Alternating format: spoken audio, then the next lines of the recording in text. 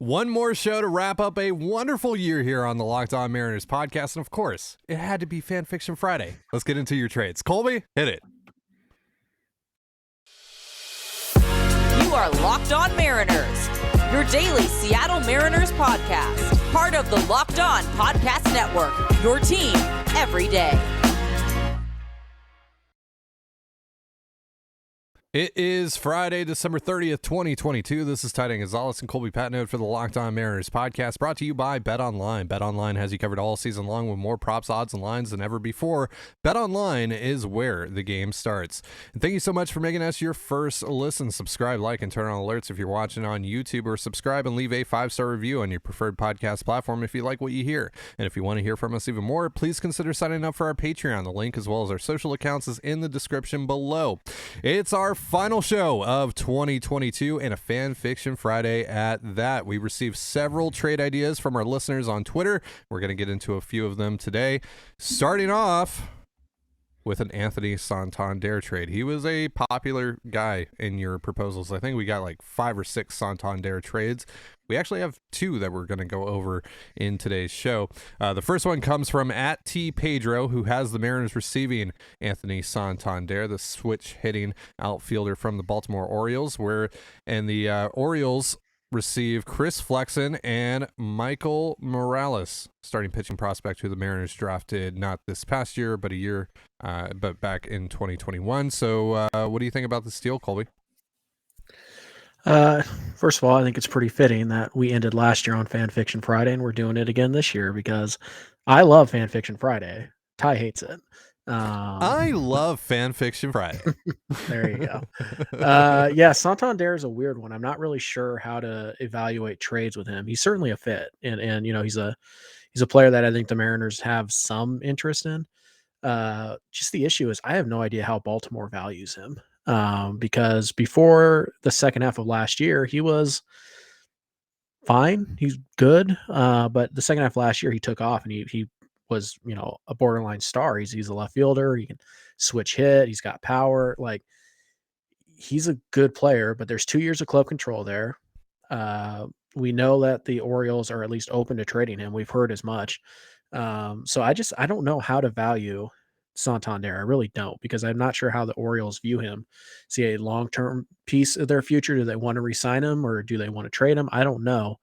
In this trade in particular, I don't really think Chris Flexen's all that valuable to Baltimore. I know they're looking for starting pitching still, but I would just go out and sign Michael Wacha. You know what I mean? Like it's the same thing. So why give up a valuable asset if you're just adding somebody like Michael Morales? Morales is a good prospect. He's an interesting prospect, but he's not going into the top 10 of the Orioles system like that. He's not that type of guy. So I don't know how to value Santander trades because this could be dead on accurate or it could be a 20 depending on, what the Orioles really want to do with Santander. So I don't know, to be honest with you. If I'm the Orioles, if I'm selling Santander, I'm selling high. And if not, and if I can't do that, then so be it. I have him under club control for the next 2 years. I feel like, and I know that their GM outright said, we're more so looking at 2024. Like, we don't want to spend a lot of money, blah, blah, blah, blah, blah. There's all that stuff that came out. But, yeah, I mean, like, they still have a chance to compete for a wild card spot this year. I think they have a good enough roster to do that, and riding the momentum from last year, I think they're going to be in a pretty decent spot. So, really, if I'm the Orioles, I'm only selling Santander if I get something really nice for him. And, Flexen would help them. He would help their rotation, which does need another starter like a Chris Flexen in it. And I know that Connor over at Locked On Orioles, wanted, like, that's why I went on his show about a week or so ago, was to talk about guys like Flexen and Marco. So there is an interest there in a starter like that. But I don't think that it's going to be that's going to be what's going to land you Santander at the end of the day. And Michael Morales, I don't think makes up the difference here that much, because again, Santander's had a weird career. He's mostly been a below average hitter for the majority of his career, but he exploded, last year, had a pretty good 2020. I think it's going to cost you a little bit. It's going to cost you a little bit more than a Chris Flexen and Michael Morales, I think, especially with the 2 years of club control. So, I again, it is weird. It is a weird market to Santander's market is weird to kind of gauge, but I think this does miss the mark a little bit. So I'll give it a 40 because I don't think it's not the worst thing I've heard, and maybe it's what the Orioles would actually do at the end of the day. But just to me, if I were the Orioles, I'm not accepting this. So yeah. Yeah, I think 40 is pretty fair. Again, the obvious caveat with every single trade that involves prospects is we don't know how the Orioles view any of the Mariner prospects. So maybe they think Micah Morales is a future number 3. And if that's the case, then this might get it done. Maybe they think he's, for a bullpen type of guy. In that case, no, this isn't going to work. So I'll give it a 40. Yeah. All right. So our next trade comes from Banana the Bad Guy Williams, who has another Anthony Santander trade. Mariners get Santander, Orioles get Perlander Baroa, Michael Morales again, and Taylor Trammell. I think this deal is pretty interesting. What do you think about it? Well, first of all, kudos for using Ty's favorite website to craft your trade. That is an instant +10 in your grade. And a negative 10 for me, of course. Sure. Trammell is really interesting for Baltimore. He's a guy who has multiple years of club control. I believe still 5. And he was once a highly touted prospect. He's certainly very athletic, and there's power in the bat. Like there are enough, even though he struggled in the big leagues, there is enough of a track record to suggest that he could be better. He could be pretty good. So I think Trammell here is a really interesting get. I still think you probably want to add Flexen in this deal. So I feel like if it's Trammell, Flexen, and Morales, I think Baltimore probably bites at that. So I think actually if you combine the two trades that we're talking about here, you're probably looking at I would say 55.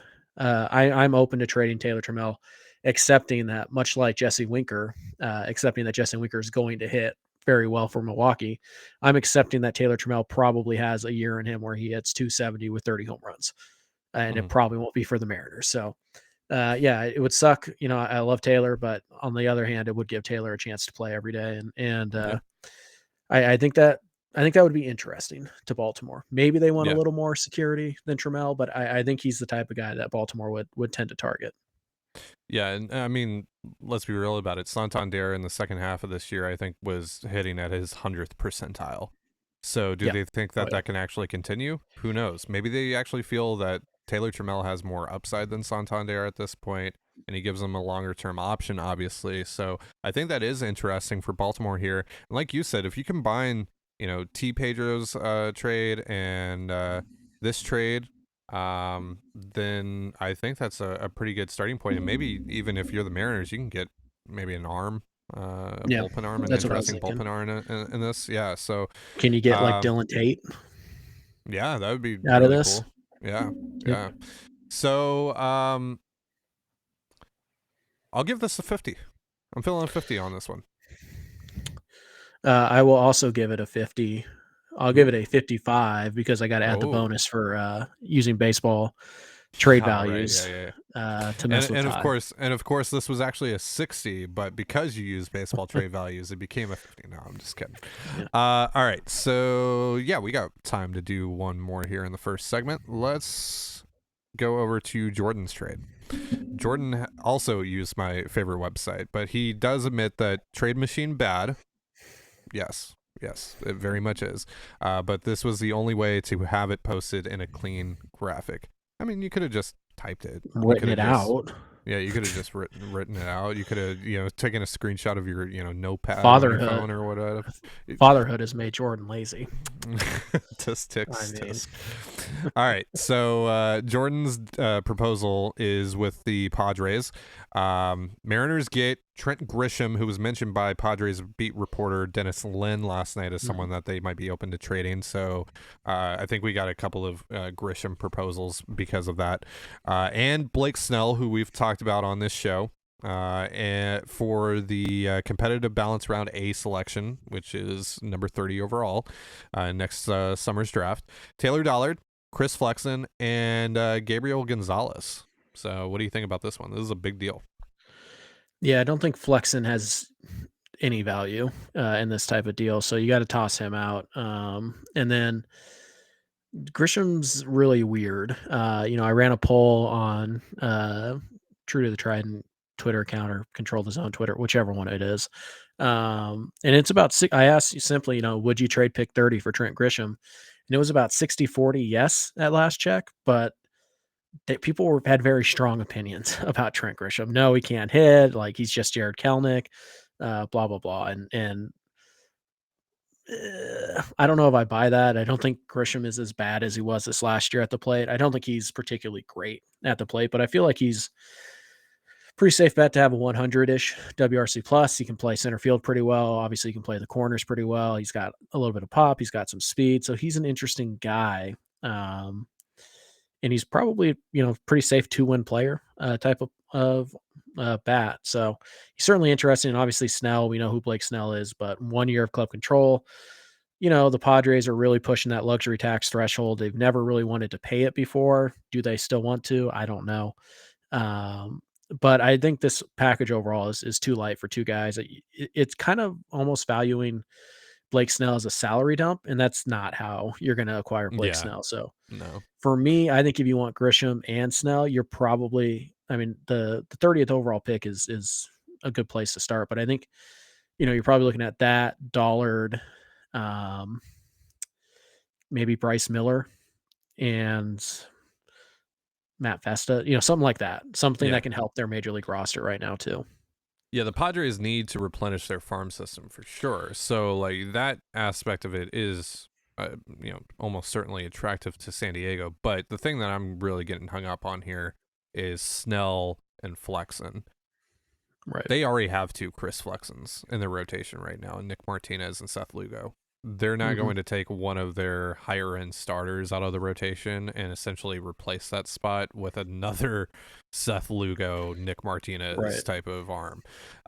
So yeah, I don't think that the Padres are in a position right now to make a deal like this unless they have a fallback plan in place, or like another, lever to pull with regards to their rotation.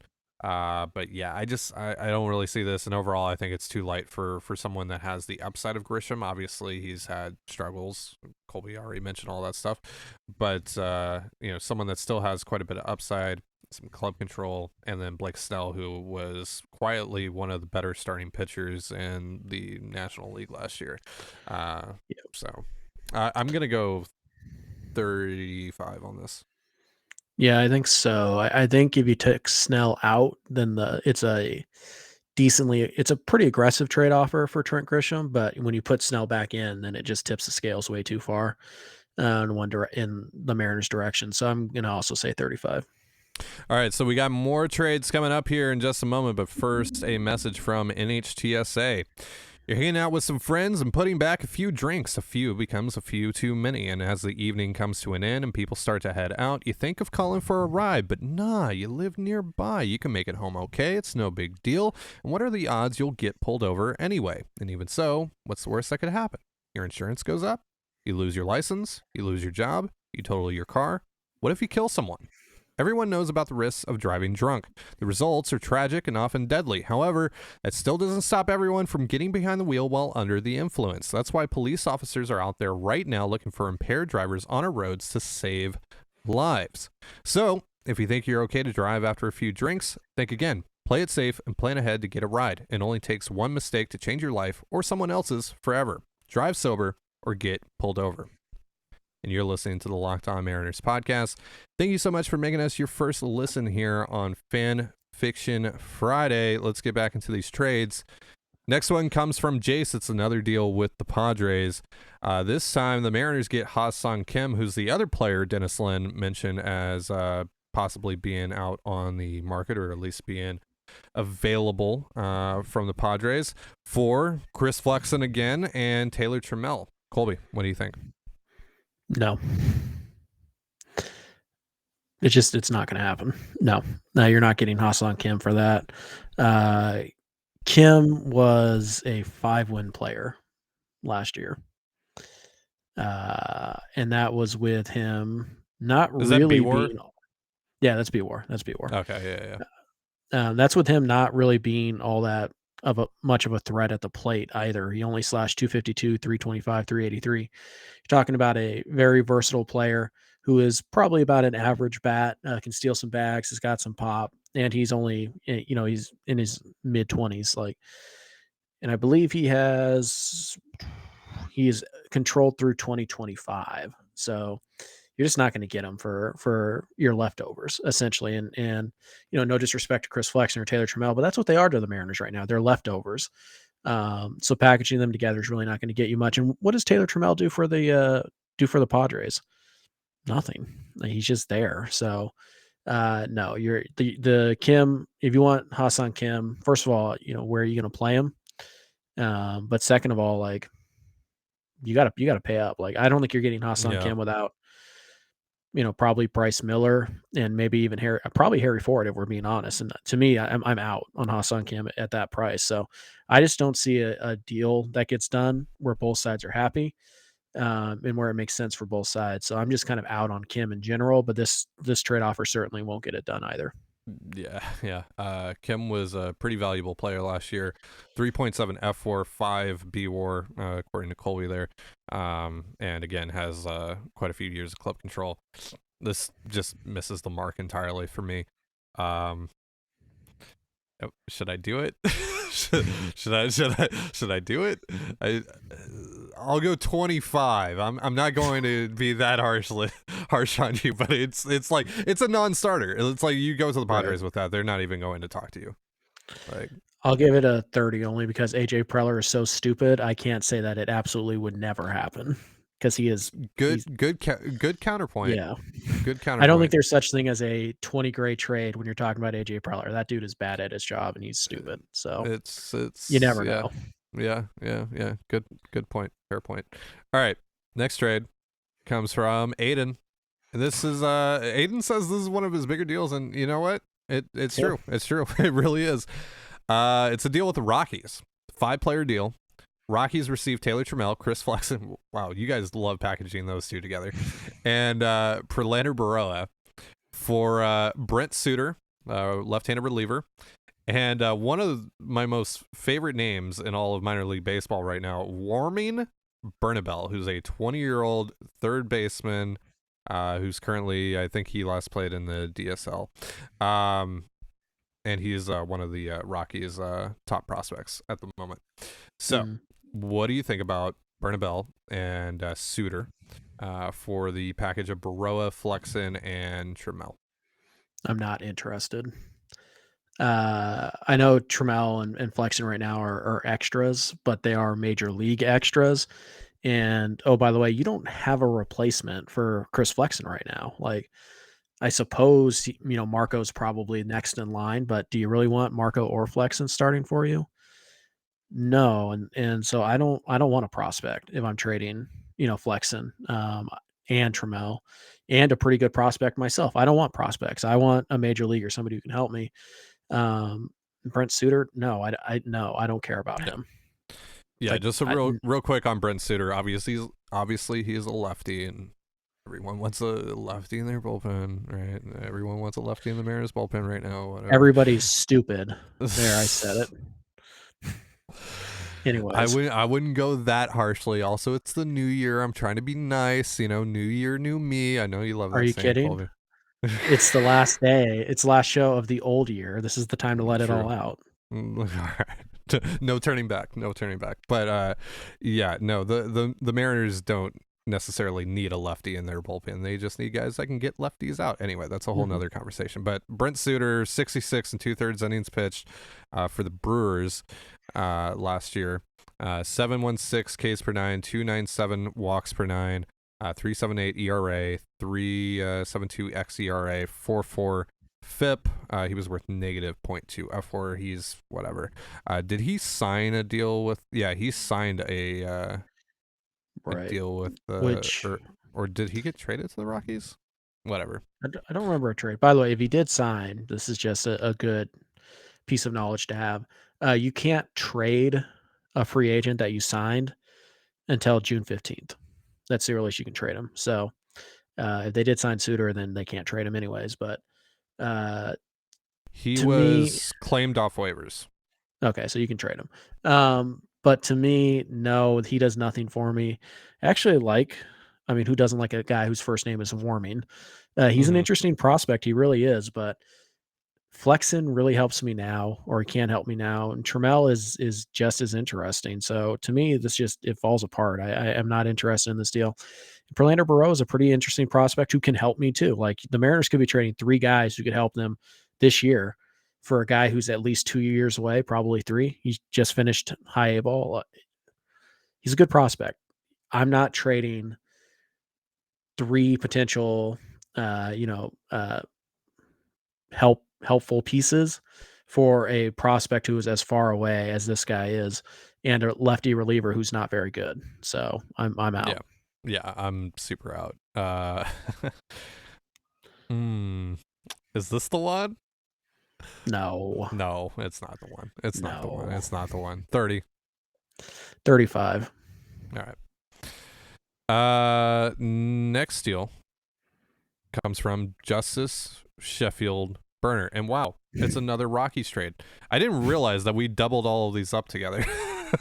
That was unintentional, but yeah, two That's on you. Orioles trades, two Padres trades, now 2 Rockies trades.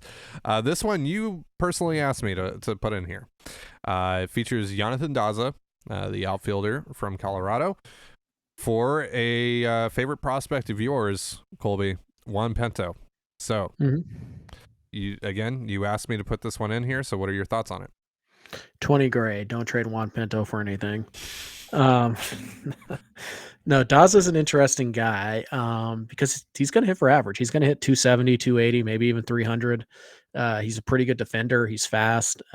He's at least average and passable in center field. Let's say he's probably plus in the corners. Like it's passable, average. It's whatever phrase you want to use. He's good enough in the outfield. He gets plenty of hits. Unfortunately, he has no power. And I don't mean like, he's only going to hit like 10 home runs. No, no. This guy looks up to JP Crawford and hopes to hit as many home runs as JP Crawford does one day. Like he has no power whatsoever. All right, real quick here. I get that he doesn't have any power, but he slashed 301, 349, 384. How was he a 93 WRC plus guy? Colorado guys, their WRC plus is usually pretty low. They get negative 3.2 offensive rating from Fangraphs. That's so weird. That's such a weird slash line to WRC plus and off. Yeah, that's weird. Okay, right. Anyway, continue. You got to have some punch in there, right? And yeah. We know that Fangraphs will inflate WRC plus when somebody has an unusually high on base percentage, regardless of what their other stats are. Dylan Moore, Jesse Winker. So yeah, it's not the perfect stat. Nobody says WRC plus is, but it's a good one. How much do you care about power? Because you're not getting any with Daza, like 0. Yeah. The bat is very similar though to Ty France minus the power, right? Like he uses the whole field. He's not ever going to be highly rated on the hard hit scale, and he's not going to have these great barrel percentages.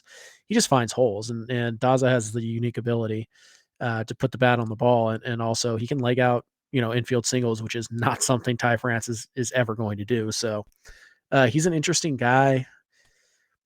He's not perfect because again, the power is not really there. He's, I think he's 29 now. I like Juan Pinto quite a bit.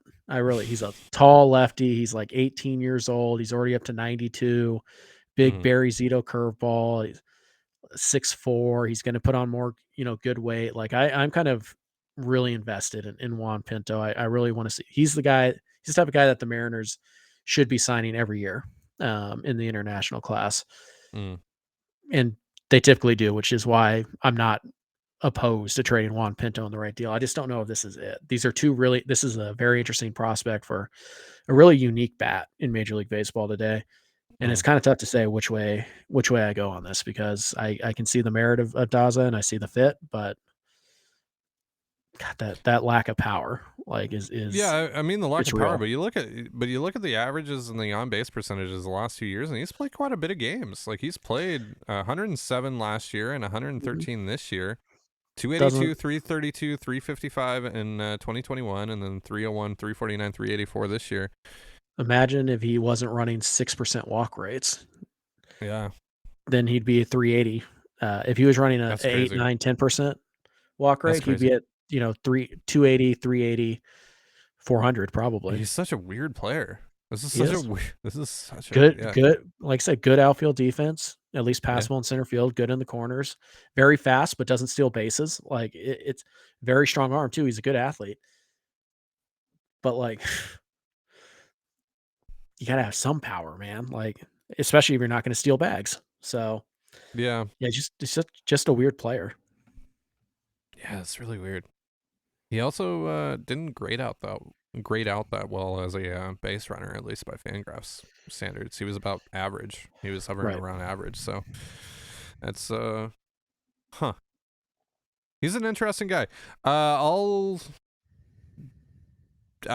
Just because you've kind of stumped me here, I'll give you a 55 because that's just interesting. Jonathan Daza is really interesting. This is an interesting situation, and honestly, yeah, if they traded Juan Pinto for him, that'd make sense.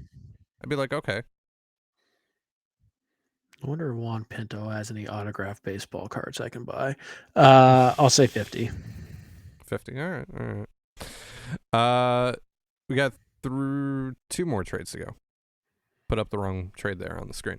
All right, this one. Currently, can the winter meeting start already? Is the name of this person, or at Ham Swaggerty 69? Nice. Chicago receives. This one's unhinged. I mean, this trade definitely comes from someone named Ham Swaggerty 69. Sure. Ty France, Jared Kelenic, Chris Flexen, and Emerson Hancock for Luis Robert and Lucas Giolito with the White Sox. This thing is all over the place. This is why I picked this. This is why I put this on here, because this is just all over the place. So what do you make of this? A non-starter for the White Sox. They're not trading Luis Robert. He is only 25 years old. He's signed through the 2027 season with a couple. He signed through the 2025 season, but with 2 very team-friendly options. And he's a plus center fielder defensively. The bat is coming to life. He was amazing in 2021, kind of took a step back this last year. There are some injury concerns here. He's missed, large chunks of the last 2 seasons, but they're not trading him. And as for, I know that you're not, suggesting they get him for free, but I mean, what are they going to do with Ty France? Probably play him in left field because they're the White Sox and that's what they do. But they have like 9 first basemen. Like they don't need Ty France. Luis Robert is easily their best, offensive player. He's their best defensive player. like he's a very good player. So you're not getting him for this. Giolito is another guy that we've talked about who's pretty interesting. I think there are some pieces in this trade that you could flip for Giolito. But the White Sox are weird. I don't know what they're doing. But one thing I do know is that they are not trading Luis Robert. Not for this. No. So, no. This trade would be a lot more interesting if it was like Eloy Jimenez. But you picked Robert, so no. It's incredibly unhinged, but it also makes no sense. So 30. The fact that it was unhinged, the fact that it was unhinged saved it from a 25. So you get a 30. It is creative. It's something we haven't heard or seen much of. So I'll give it a 40 for the boldness. But like, wow, that's a very generous bump. I like the bold. Right. Even if it is unhinged with a terrible but whatever. So yeah, you know what, 35. 35. 35. Wow, I whittled you down. It's because of his love of Sam Haggerty, who's not that good, guys. Oh, here he goes. Huh? Here he goes. Oh yeah. That reminds me. So there we go. Yeah. Thank you for reminding me. So down below in the comments, if you're watching on YouTube, let us know who you think Colby's Dylan Moore in 2023 is going to be. Who is he going to hate the most on the Mariners? Let us know down in the comments. All right, let's get Cam to the Swaggerty's certainly a candidate too. So yeah, if you listen to our podcast, our Patreon show the other day, I forget, was it yesterday's show? Maybe it was Tuesday's show. Tuesday's show, I think. Yeah, Tuesday's show. Yeah, Colby's started this heel turn. Whatever. All right. Anyway, just looking at stats, baby. Just looking at stats. We'll get into this next week. Mariners. This one comes from Sky Dre. This was a very late submission. This one just got in there right before the buzzer, actually, and it caught my attention. So Mariners get left-handed reliever Gregory Soto, who, according to this tweet, has 3 years left of club control. I'll have to double check that. Tigers get Penn Murphy, Brian Wu, and your boy Juan Pinto. So 20. Of course, you can't trade Juan Pinto and Brian Wu in the same trade and expect me to be happy about it. Also, Gregory Soto, not that good. Now he certainly, he's a two-time All-Star. He's a career 5.3 base on ball per nine, and he's only striking out 9 guys per 9. He's not that good. No, he's overrated. His FIPS, 4.14. This last year, 3.59. That's fine. I'm not giving up 2 top 10 prospects and a pretty solid middle reliever for Gregory Soto. No, he's not that good. He's overrated. I'm out. Yeah, no, I actually agree with that. He's very much overrated. This is just too much for me. And this is probably what the Tigers are going to ask for. They're probably going to ask for even more than this, actually, if we're being honest. And I'm super out. He's like you mentioned, the walks are insane. The amount of walks, the fact that this guy has been an all-star is nuts to me. He really speaks more to how bad the Tigers have been. Right. But also really? You made this guy an all-star and Miggy, but you left out Tariq Skubal? Really? Yeah, so strange. That makes sense. Strange. By the way, if you're hoping for a left-handed element, he's a lefty, you can get lefties out. No, he's better against righties than he is lefties. He's not that good. He's not that good. So no, you can have Penn Murphy for him, and that's it. I wouldn't trade Brian Wu for Gregory Soto straight up or Juan Pinto. I'm out. No, he's not very good. Yeah, he walks 5 guys per 9. Yeah, that's 5. And it's not even like he's running a 14K per 9 number either. That is nuts. That is he's wild. Not good. Yeah. Okay, I should rephrase that. He's fine, but you're paying high leverage reliever prices for a guy in the Mariners bullpen, even as questionable as it is right now, would be their 4th best option or 5th best option.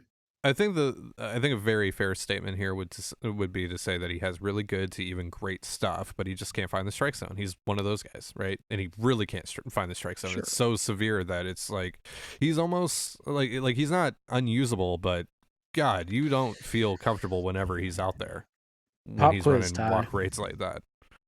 He definitely should not be he's a high leverage arm in Detroit. He should not be a high leverage arm in a good bullpen with the way that he's walking guys.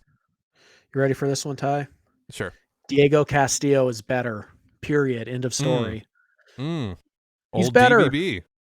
Strikes out the same number of guys. Walks 2 fewer per 9. Lower WHIP.